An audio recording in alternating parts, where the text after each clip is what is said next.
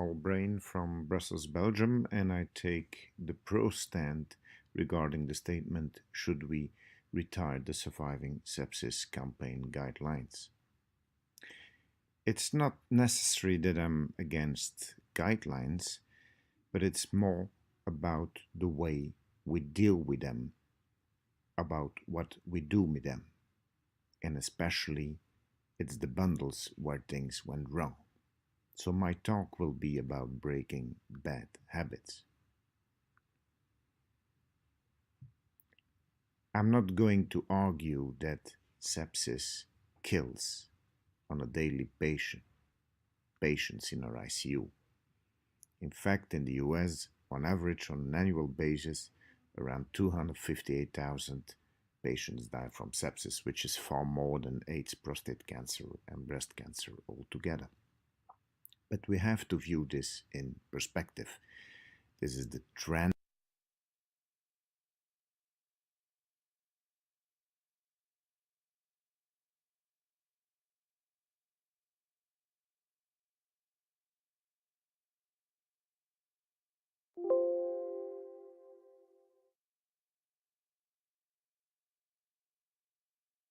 Ladies and gentlemen,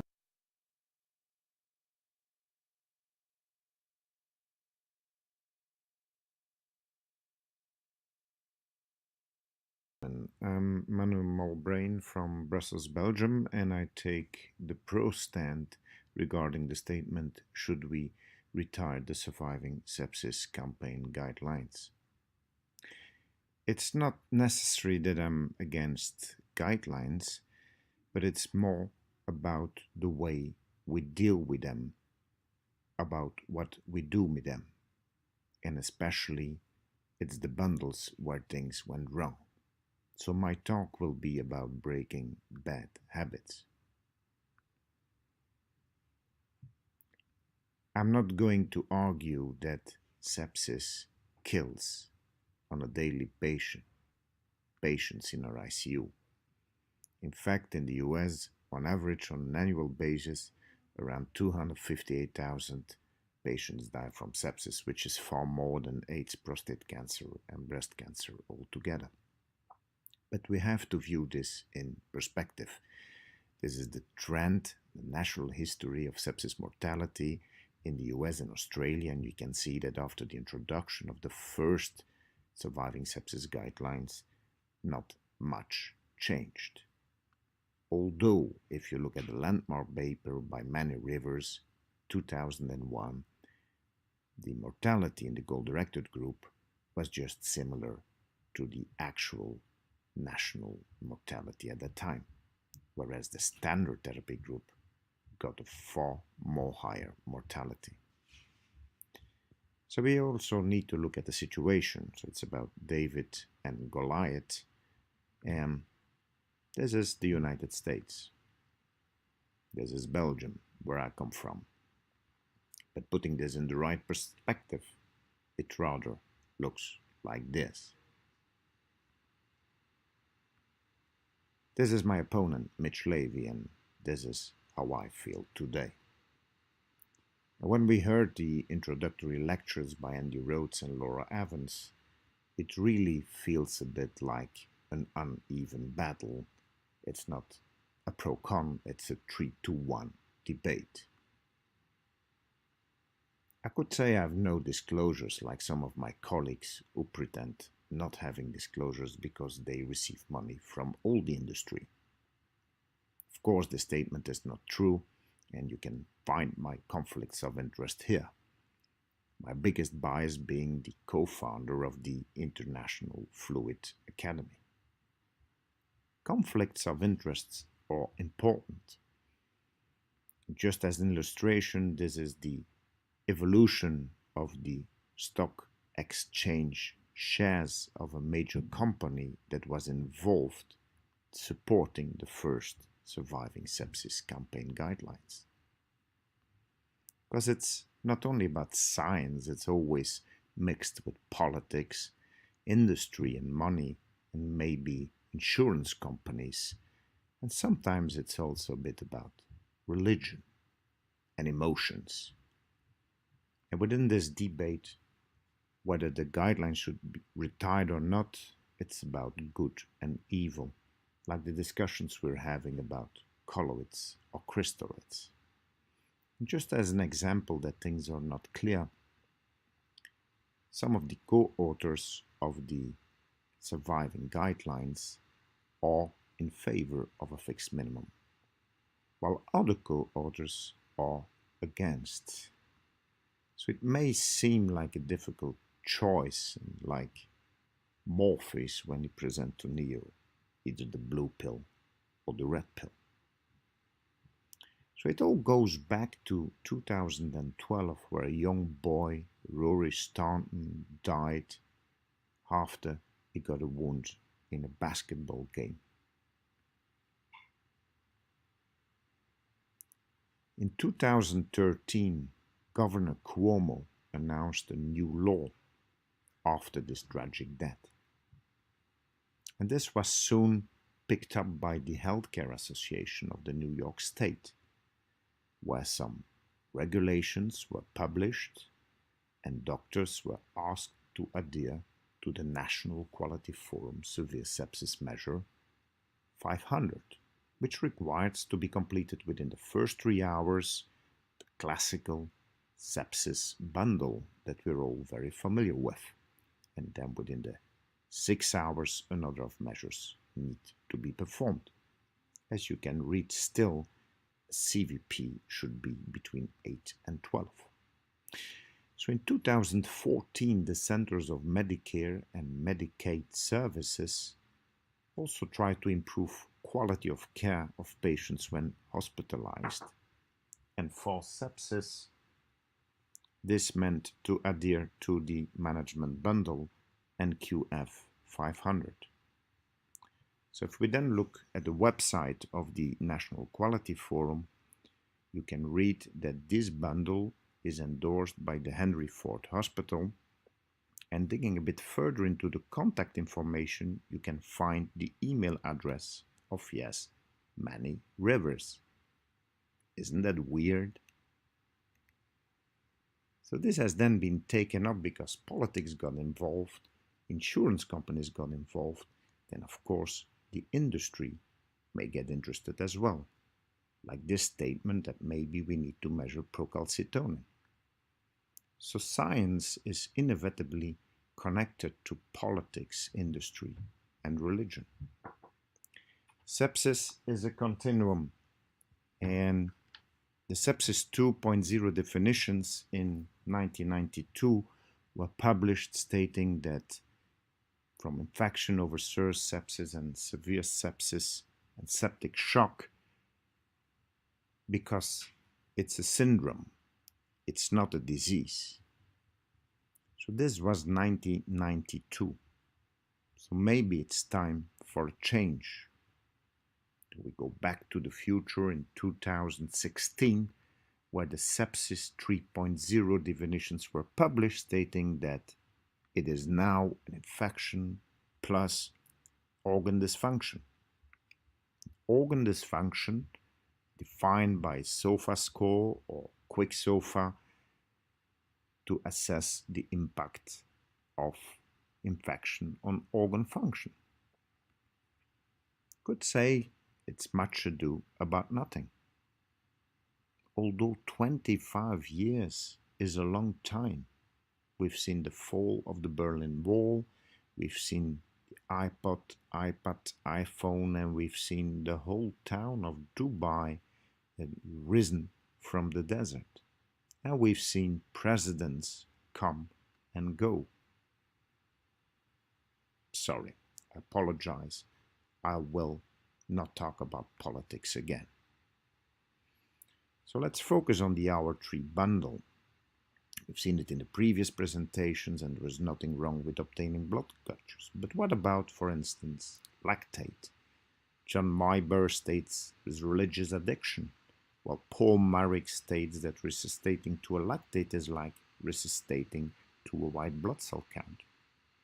And if we go back to the initial presentation at SCCM in 2017, you can see that there is a meta-analysis which favors lactate-guided treatment.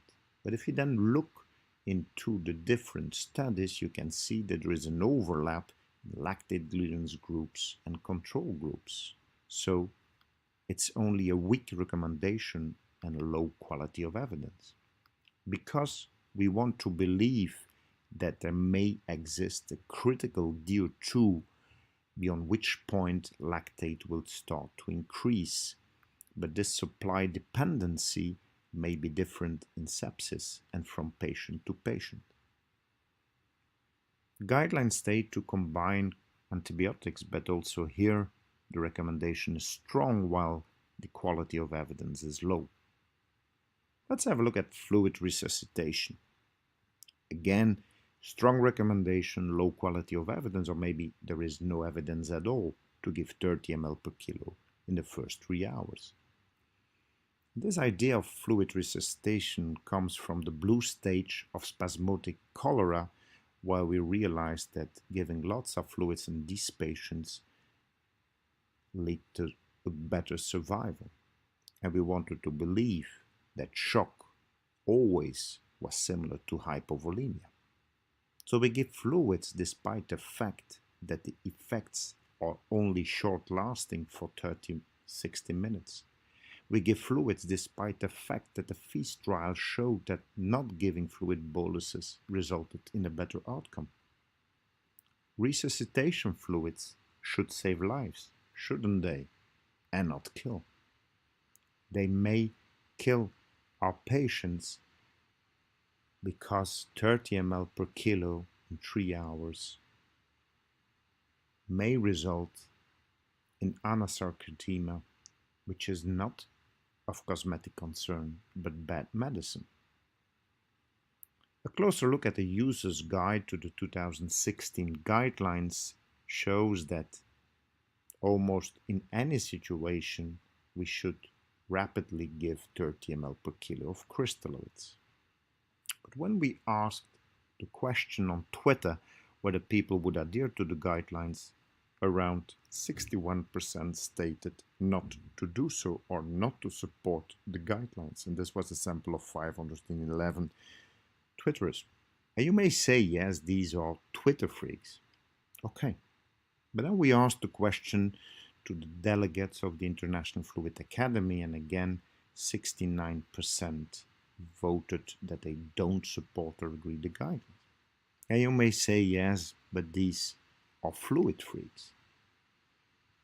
But then came the petition on the website of Scott Weingart from AMCRIT and Jos Farkas from PUM-CCM, questioning whether we should retire the guidelines. And as of today, almost 6,000 colleagues signed the petition, and these are real doctors at the bedside in the emergency room. Almost 6,000 colleagues signed the petition. We should not ignore this. I found another petition on the internet to get Mitch Levy back, and so far only 219 signed this petition. So it seems that there are unmet clinical needs and that giving too much fluid may cause harm, or when guidelines outpace the evidence from their use. There's fluid everywhere, but we administer without a think. So then Paul Marek launched a survey amongst the co-authors of the guidelines, where he sent individual emails to understand whether the co-authors would favor the statement on 30 ml per kilo in 3-hour fluid administration. And funny, from the 24 that responded out of the 52 original authors, 62% stated they do not support. Yet, it was a strong recommendation with low quality of evidence. So where is the GRADE methodology gone? Because according to GRADE, you need to have 80% agreement if you want to make a strong recommendation. So too much fluids may be an independent outcome predictor as it's associated to mortality. And the reason being is that fluid overload at the outside may result in fluid overload on an organ level and cause organ dysfunction and failure, or a global increased permeability syndrome. So now this hour 3 bundle changed into an hour 1 bundle in the 2018 update of the guidelines. So we have to do the same things but now in 1 hour, and also apply vasopressors. 30 ml per kilo in 1 hour? Seriously? Did we enter with a SEP1 mandate a state of complete and utter madness? So if I would be a patient of 155 kilos, I would need 4.5 liters in 1 hour or 3 hours. If you don't administer this and you live in the state of New York, you go to high court for malpractice. But you give 4.5 liters, you also go to high court for malpractice because you induced fluid overload. Septic patients are vasoplegic, so maybe we need to look at our vasopressors, tailor them rather to physiology. Most of the patients may do well with norepinephrine, but some may need epinephrine or even vasopressin. So the bundles initially focused on the goal-oriented therapy, the early goal-directed therapy from the Rivers paper, and now we know that we shouldn't go for goal-directed therapy. We shouldn't use starches or high chloride. And we're looking at these bundles, and you may ask yourself, where is this talk going to? Well, let me take you to bundle land. Because if we want to adhere to the bundles in the first 3 hours and the next 6 hours, and we have all these strong recommendations with low quality of evidence, seriously, do we believe that this will make a difference? Because the best you can get is a strong recommendation, still low quality of evidence. So maybe we need to stop chasing fireflies, because there is something missing in the guidelines. After the initial Rivers paper came the other studies, the process and the sepsis pump study, all showing negative results, and this created a scientific earthquake and reactions and tsunami of reactions. Then came the Arise and the Promise trial, again showing negative results. Because what's been missing in these trials and the protocols maybe is cardiac output. If you would look at the US definition, state of shock, it's a systolic blood pressure below 90 after fluid resuscitation. That is a poor definition. Of course, we live in Europe, and shock is defined as a DO2-VO2 mismatch, which is much better. So by definition, if you want to treat a patient with shock, you should measure cardiac output. And we need to think beyond cardiac output and look at different parameters for preload and fluid responsiveness, and also to assess the risk of fluids, either static or dynamic, because measuring is knowing. And if we would measure flow, we would realize that many patients with sepsis and septic shock have myocardial depression, where fluid loading will not result in increase in output. So what about targeting a mean arterial blood pressure around 65 millimeters of mercury? Of course, we need pressure to bring oxygen to the tissues, and it's not easy because we have the vascular system, and preload, afterload, contractility, and diastolic function will have an effect.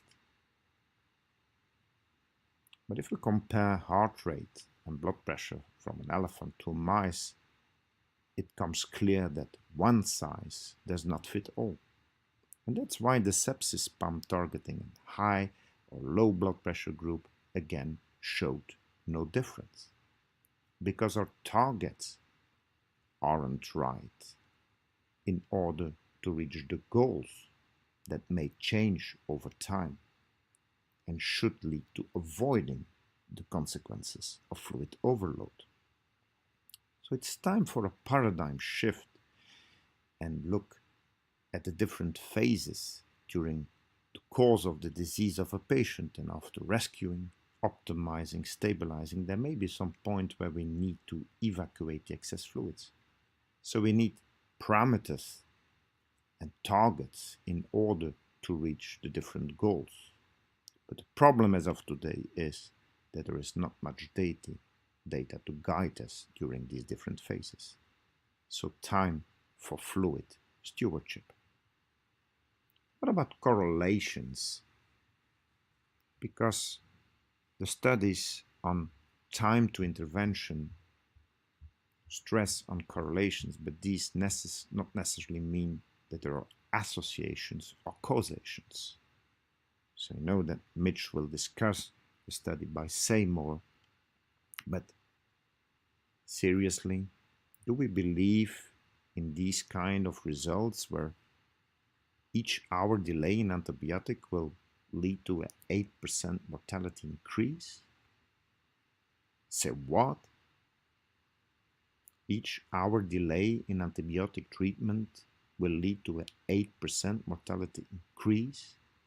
It's too good to be true. Problem is that we want to believe that bundles do work and make a difference, even if there are just based on weak evidence.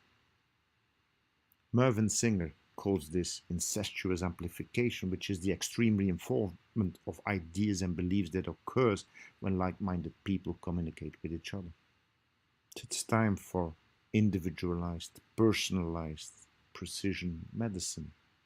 Maybe look at each patient as a unique person and target the treatment accordingly, maybe based on endotoxin activity assay or procalcitonin level or IL-6 or IL-10, or maybe based on genetic polymorphism.